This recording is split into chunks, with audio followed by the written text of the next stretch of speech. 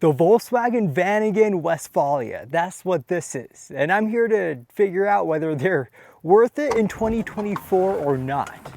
My name is Sebastian and I live in this Volkswagen Vanagon. This one is an 85 and I've been living in it off and on for the past 5 or 6 years or so.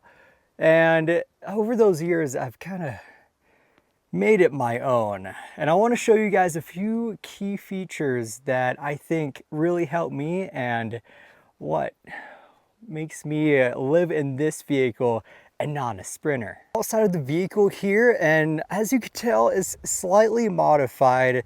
There are some things that it needs to be able to be perfect, but we're not going to worry about that right now. We're going to worry about what matters. So obviously I have 2 spare tires on the back. It's the Van Cafe swingaways here, and I'm running the Toyo tires, the open country AT3s. Size, everyone asks about the size. I don't even know. It's 225, 75, 16. And I run these have been great. I ran them all the way up to Alaska and back last year, and they haven't given me any issues except this one. This one's flat because I broke the valve stem, but we're not gonna worry about that. I have a hitch receiver right there. I've never used it other than to pull myself out. You can kind of tell that it's a little bent there. That's from my friend pulling me out of a spot that I was stuck in, but that's fine. I do have a little bit of rust here moving around the van. It's showing its age right there. And yeah, we'll just cover that up with the sliding door. I have a nice size dent right there that one of the previous owners put. I'm not gonna worry about that either. So moving on to suspension here, running the extended trailing arms. They're extended by 1 inch. Got the Fox shocks in the back, rear disc brakes. I think Go Westy lift springs with a couple spacers. I dropped the whole drivetrain down a little bit to give myself some room for the CV axle angles, so I'm not blowing through CVs and CV boots. Running the T3 CV boots for those that actually care. They've been really nice. 944 CV joints as well. Moving around to this side, I've got the ARB awning that I've deployed maybe 5 times in the past 2 years. So whether it's worth it or not, I'm not too sure. Skip this part here. This is the snorkel for the intake for the engine. I'm running a 1.9 TDI motor in here out of a Volkswagen Jetta. This is a WeBoost antenna. We've got some lift assist shocks for the roof. Makes it super easy to pop up. 100 watts of solar on the roof. We'll move around to this side. Up front, suspension wise, we have stock brakes, T3 Technique extended shocks. I'm pretty sure they're Bilstein, and also running the upper control arms from T3 Technique and Go Westy lift shocks with the spacer on top. Some polyurethane bushings and the HD anti-sway bar. It's been really good to me so far. Geometry for these Vanagons and being lifted, not the best. So there's a lot of tweaking that needs to be done to be able to get it just right. And I don't even consider mine to be just right yet, but we're getting there. Moving around, I got the high lift jack on the front. That's kind of broken, but it still works. Stock grill, stock everything up front. I've replaced the radiator and the coolant lines that go all the way back to the engine. I've also replaced the gas tank, well, diesel tank now, and all the lines. So same thing going on this side of the van with suspension wise. I've got the these new Go Westy ports here, the fill port for the water tank, the shore water or whatever. I've never used it before. And then I also have a ARB air compressor and I've ran that to this one right here, so I can just plug in and fill the tires full of air whenever I air down or get a flat tire, which has happened. There is a flue vent here for the stock fridge that's supposed to be inside, but I took that out. We'll get to that part. I've got the solar panel wiring going straight in here. I drilled a hole and then just put a grommet around that hole and ran the wires straight through into the vehicle. Opening up the back here, swingaways just work like that. You can tell these tires are great for weight. Opens right up. I've got my Reflectix back here, whatever else I could throw in the back. And I've got the Camper Van Culture storage solutions back here. And I leave a lot of tools in here. Got the wrenches down here, spare parts and tools in these pockets. And more tools and other miscellaneous stuff in the back there. Not a whole lot going on up here. I do have extra room for a little bit more stuff, but we got a bag full of bags up there, and this wire goes out to the Wii Boost that's up there. I'm not going to pop the hatch open. It's a standard 1.9 TDI. Maybe I'll make a video on that in the future just for the engine itself, because I do get a lot of questions about that. Moving to the inside of the van, I've got the Camper Van Culture storage solution bags in there and on the door as well. I keep a lot of stuff in there, like the pajamas in here, and I think about every pocket is full of something, and more parts and tools. This thing's just a huge parts van at this point.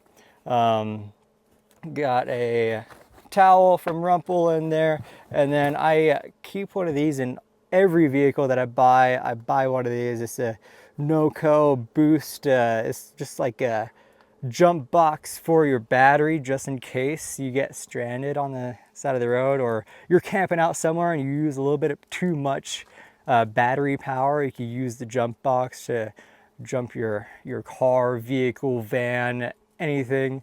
Works both ways, even if you do have a Sprinter.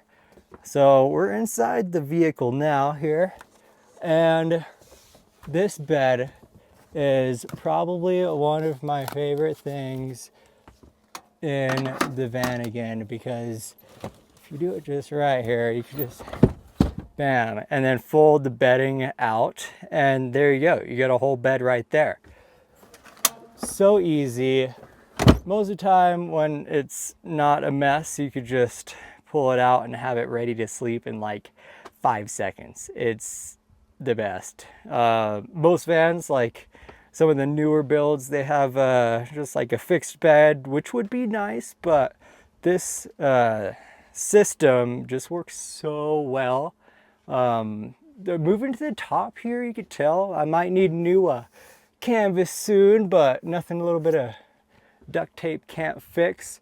And there's supposed to be another bed up here, so we're looking up. There's supposed to be another bed that folds out and covers this whole area.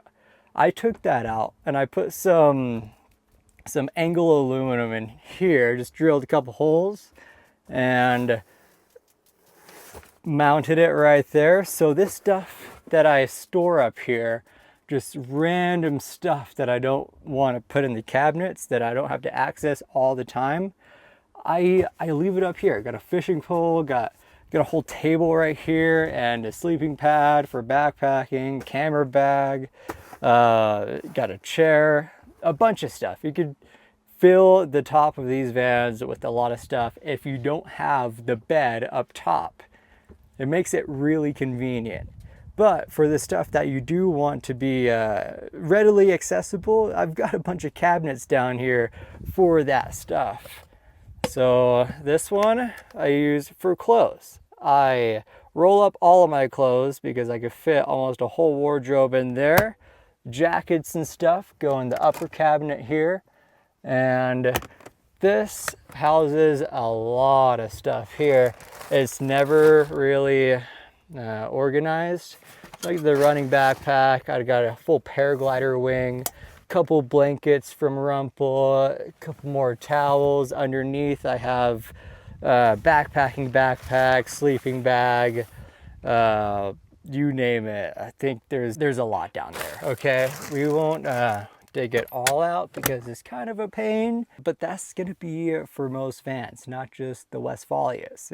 If you're living in a vehicle, it's gonna be kind of a pain getting stuff in and out of areas like that. In this cabinet here, I've got food, coffee supplies, and I got some bread there that I probably need to relocate. Pasta, just food, easy stuff that I don't need to refrigerate. Just below this cabinet here, so I will say this cabinet is shallow because there's the water tank below that one. Below this cabinet, there's another cabinet, and that one houses, so I've got mostly shoes. I've got, you know, your standard mouse trap, mostly shoes, and then detergent. This is where the fridge is supposed to go. The fridge. This is not a fridge. This is a paragliding harness. I've got a candle, some trekking poles, and that's about all I could fit in there. The fridge I am using is the Iceco VL45 Pro S. It's a top loader single zone fridge and it works really well. I'll show you what I got in there too.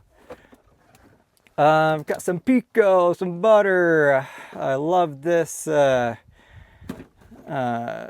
yogurt. It's packed full of protein, some romaine lettuce, salad, cheese, more pasta sauce, some soda water, and I could fit a lot more in there, but I need to do a grocery run, okay? Moving on to my kitchen, I guess. Well, I got food there, so that's part of my kitchen too. This is also part of my kitchen. I've got bowls. I've got this nice little slide out drawer, which is awesome. Pot, pan, mug, that's what fits in there. I've got more food in these totes here, stuff that mice could get in super easily. I'll keep in there. I don't like mice. Mice get in here way too easily. I need to go through and patch up all the holes, but I just haven't yet. I haven't had the time and I don't want to. So I got this drawer up here, got the toothbrush, toothpaste, got the random miscellaneous stuff here. These are filters for my coffee, AeroPress. Below here, just random kitchenware, forks, a lot of forks, spoons.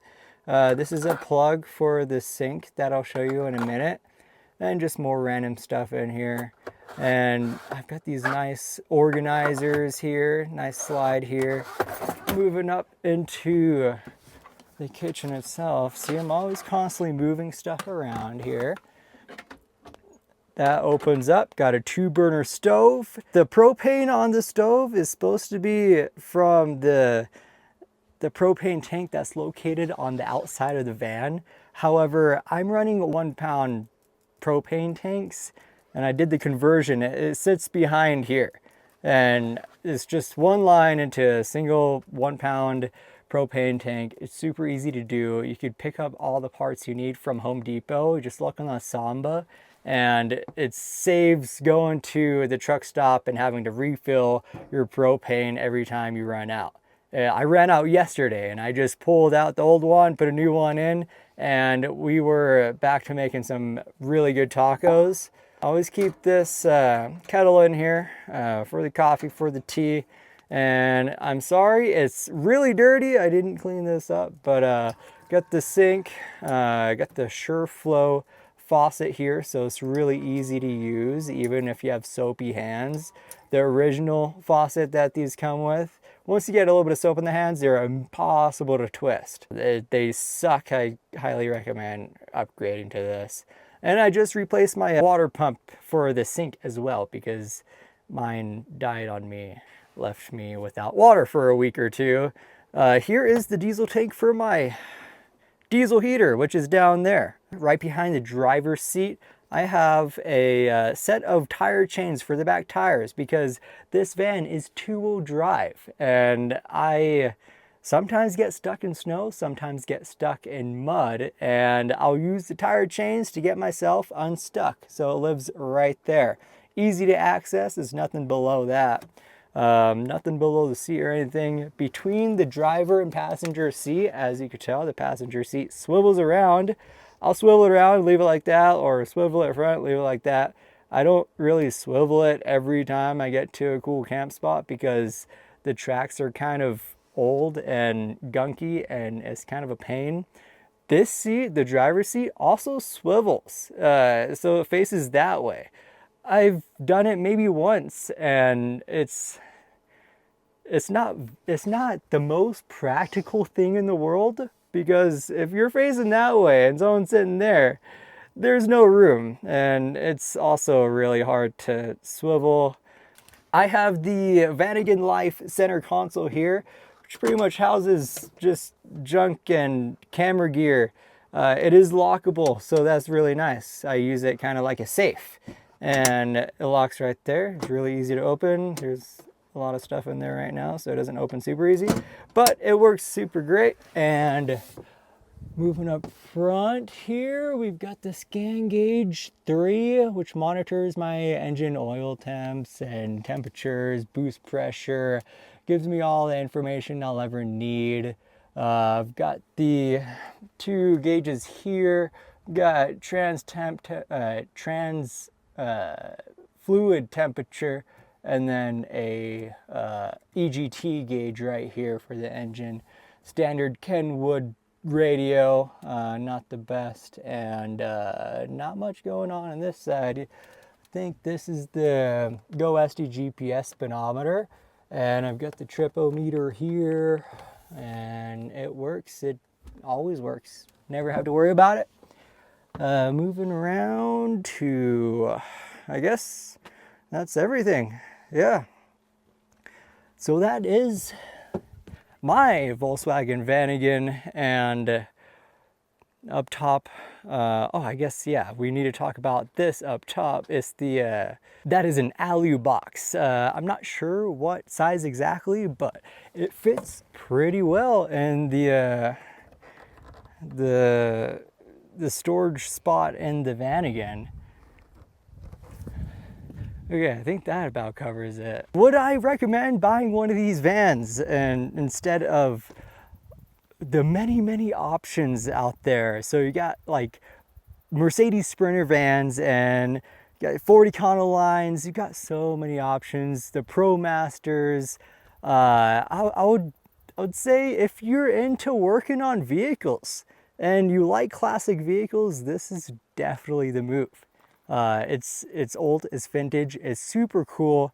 You'll have people talking to you at every gas station and just cruising up and down the coast or out here in the mountains. We're out here in Wyoming right now because I'm working a summer job and just doing the whole van life thing, and it's working out really well. So yeah, I'd say in 2024, these are definitely worth it.